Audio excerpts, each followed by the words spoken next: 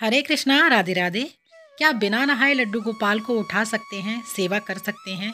क्या मलमूत्र करने के बाद लड्डू गोपाल की सेवा कर सकते हैं? ऐसे बहुत सारे प्रश्न हैं जो हम कृष्ण भक्तों के मन में आते हैं और इनका हमें जवाब नहीं मिल पाता है। सर्दियों का समय है तो काफ़ी बार ऐसे लोगों का कमेंट आ जाता है।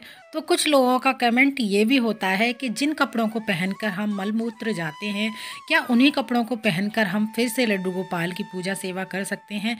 क्या शाम की पूजा आरती कर सकते हैं? क्या बिना नहाए लड्डू गोपाल को भोग लगा सकते हैं? देखिए, कभी ऐसा होता है हमारा स्वास्थ्य ठीक नहीं है या हमारी कोई मजबूरी है, हम स्नान नहीं कर पाए हैं और लड्डू गोपाल की सेवा में सबसे उच्चतम स्तर पर भाव आता है। अपने अपने भाव अनुसार ही कृष्ण भक्त लड्डू गोपाल की सेवा करते हैं। तो सबसे बड़ी बात, आपका अपना भाव क्या कहता है। तो कोई भक्त उनको भाई के रूप में भजता है, कोई सखा के रूप में भजता है, कोई पुत्र के रूप में भजता है। यानी अलग अलग रिश्तों के रूप में हम लड्डू गोपाल को मानते हैं और उनकी पूजा सेवा करते हैं। तो भाव पर ही निर्भर करता है आप किस रूप में लड्डू गोपाल की सेवा कर रहे हैं।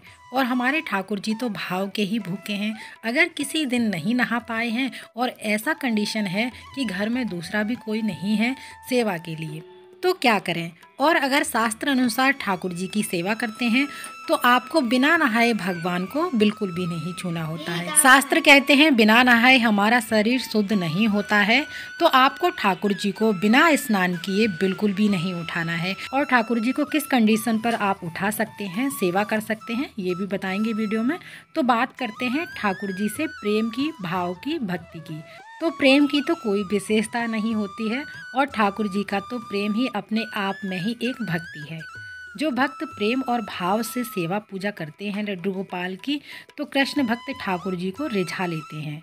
हमारे ठाकुर जी के प्रति हमारा निस्वार्थ भाव, निस्वार्थ प्रेम ही हमारी सच्ची भक्ति कहलाता है। और अगर आपकी तबीयत खराब है और ऐसी स्थिति में आपके घर में कोई भी नहीं है लड्डू गोपाल की सेवा के लिए, और भक्त के मन में फिर भी सेवा का भाव आ रहा है कि मेरे ठाकुर जी पूरे दिन भूखे प्यासे बैठे रहेंगे, सो रहे हैं तो मैं उठा नहीं सकती हूँ, ऐसे प्रश्न बहुत सारे कृष्ण भक्त मन में चलते रहते हैं।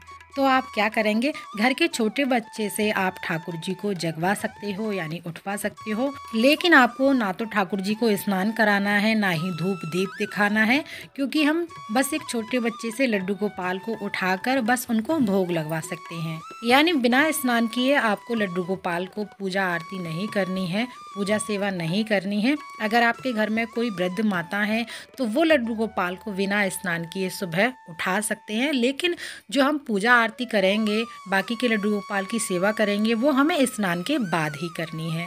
सिर्फ जब आपकी कंडीशन ठीक ना हो, किसी वजह से आप घर में ना हो, सिर्फ आपका छोटा बच्चा है या कोई बुजुर्ग महिला है, तो वो सिर्फ उस कंडीशन पर ये सेवा लड्डू गोपाल को दे सकती हैं। और लड्डू गोपाल को आप अपने घर में जब विराजमान करें तो उनसे कोई रिश्ता बनाकर उनकी सेवा करें। और ऐसा ना हो कि ये रिश्ता आपका समय समय पर बदलता रहे। जो रिश्ता आपने लड्डू गोपाल के साथ बनाया है, प्रभु की सेवा करते हैं, उसी रिश्ते पर आप अटल रहकर लड्डू गोपाल की सेवा करते रहें। साथ ही आपको ये भी बिल्कुल नहीं भूलना है रिश्ता बनाने के बाद कि वो स्वयं श्री हरि विष्णु हैं, जो कि हमारे भगवान हैं। फिर चाहे बाल स्वरूप में ही हम लड्डू गोपाल की सेवा क्यों नहीं करते हैं।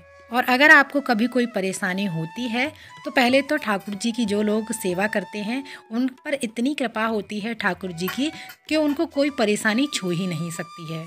अगर आपकी तबीयत किसी कारणवश ठीक नहीं है और ऐसी अवस्था है कि लड्डू गोपाल के लिए आप उठ भी नहीं सकते हैं बिस्तर से, उस कंडीशन पर आप लड्डू गोपाल को सिर्फ सोने दें या फिर आप मानसिक सेवा कर सकते हैं लड्डू गोपाल की। उस समय पर स्वास्थ्य ठीक होने पर फिर से आप लड्डू गोपाल की सेवा प्रारंभ करें। या फिर आप ऐसा कर सकते हैं, लड्डू गोपाल के पास एक गाय माता को विराजमान करें जो कि एक बछड़े के साथ में होती है। लड्डू गोपाल की जो लोग सेवा करते हैं वो लोग गाय माता को जरूर से विराजमान करिएगा। कहा जाता है गाय माता में 33 करोड़ देवी देवता विराजमान होते हैं। और कहा जाता है जब यशोदा माता घर पे नहीं होती थी, उस अवस्था में गाय माता ही श्री कृष्ण भगवान की पूजा सेवा करती थी, उनका ख्याल रखती थी, ठीक उसी प्रकार से जिस प्रकार से यशोदा माँ उनका ख्याल रखती थी। जब आपकी गैर हाजिरी में या आपका स्वास्थ्य ठीक ना हो, जब आपका पीरियड टाइम हो। कहते हैं जिस प्रकार यशोदा माँ कान्हा जी का ख्याल रखती थी, ठीक उसी प्रकार हमारी गैर हाजिरी में हमारी गाय माता जो होती हैं वो लड्डू गोपाल का लालन पालन करती हैं। यानी चाहे पीरियड्स के दिन हो या आप घर पर ना हो, चाहे कुछ घंटे के लिए घर से बाहर जा रहे हैं या फिर आपका स्वास्थ्य ठीक ना हो, उस समय पर हमारे घर में यानी लड्डू गोपाल के पास में आपको गाय माता को विराजमान करना है। इससे आपको कोई दोष भी नहीं लगेगा और आपकी जो सेवा है वो पूर्ण मानी जाएगी। या आप चाहें तो एक तरीका और भी है, आप लड्डू गोपाल के पास में अष्ट सखियों को विराजमान कर सकते हैं। जो अष्ट सखियां हैं वह ठाकुर जी का लालन पालन उस अवस्था में भी रखती हैं जिस अवस्था में आप लड्डू गोपाल की सेवा नहीं कर सकते हैं। साथ ही आपके ठाकुर जी को भूखे प्यासे भी नहीं रहना पड़ेगा। वैसे तो हमारे ठाकुर जी भाव के भूखे होते हैं, बस हमारे ठाकुर जी की सेवा ही एक ऐसी सेवा है जो भाव से की जाती है। और अगर शास्त्रों की बात करूँ तो शौच के बाद स्नान करना जरूरी होता है और शाम के और सुबह की पूजा के बीच अगर आप शौच गए हैं तो आपको स्नान जरूर करना चाहिए। अथवा जो वस्त्र हमने शौच जाते समय पहने हुए थे वह वस्त्र स्नान के बाद नहीं पहने जाते हैं। हमें साफ धुले हुए ही वस्त्र स्नान के बाद पहनने चाहिए। जब शौच जाने पर शरीर अशुद्ध हो जाता है तो हमारे वस्त्र तो और भी अधिक अशुद्ध हो जाते हैं।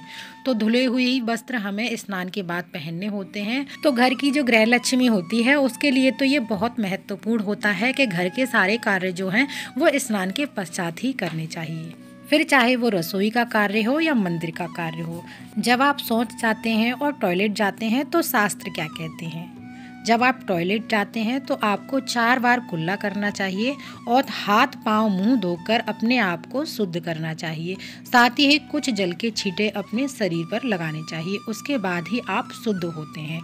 और अगर आप बाथरूम या टॉयलेट जाते हैं तो पानी लेना जरूरी होता है, यानी तभी आप पूरी तरह से शुद्ध माने जाते हैं, नहीं तो आप अशुद्धि की अवस्था में ही रहेंगे। ये शास्त्रों के नियम हैं, मानना या ना मानना ये आपकी मर्जी है। लेकिन जब आप शौच जाते हैं तब आपको तो और भी ज़रूरी हो जाता है स्नान करना। शौच जाने के बाद ना तो आपको पूजा का कोई सामान छू सकते हो, यानी शौच के बाद स्नान करना ज़रूरी होता है। और वस्त्र भी हमें धुले हुए ही पहनने होते हैं। और कुछ लोगों का ये कहना है भगवान तो भाव के भूखे होते हैं। पूजा पाठ आप कैसे भी करें, भगवान आपकी पूजा पाठ हमेशा स्वीकार करते हैं। भगवान तो प्रेम के ही और भाव के ही भूखे होते हैं। और जो नियम कहता है, देखिए साफ सफाई ये आपके हाथ में है। आप नियम को मानो या ना मानो ये आपके ऊपर डिपेंड करता है। साथ ही भक्तों की ये बात भी बिल्कुल भी नहीं झुटलाई जा सकती कि भगवान तो प्रेम के भूखे होते हैं, भक्ति के भाव के भूखे होते हैं। जब कृष्ण भक्त हो या कोई और भक्त हो, भगवान के सामने सिर्फ प्रेम से एक बार हाथ जोड़कर प्रभु को नमस्कार करता है तो प्रभु उसमें ही इतने में ही प्रसन्न हो जाते हैं। जब भक्त नियम से पूजा पाठ करता है और प्रभु को प्रेम से भजता है तो उसके सारे कार्य सिद्ध हो जाते हैं और भगवान की असीम अनुकंपा प्रभु की प्राप्त होती है। तो आज की वीडियो की जानकारी अच्छी लगी हो, पसंद आई हो तो प्लीज़ वीडियो को लाइक जरूर कीजिएगा। साथ ही त्योहारों से जुड़ी वीडियोस देखने के लिए, लड्डू गोपाल की सेवा से जुड़ी वीडियोस देखने के लिए चैनल को सब्सक्राइब जरूर करें। फिर मिलते हैं। राधे राधे।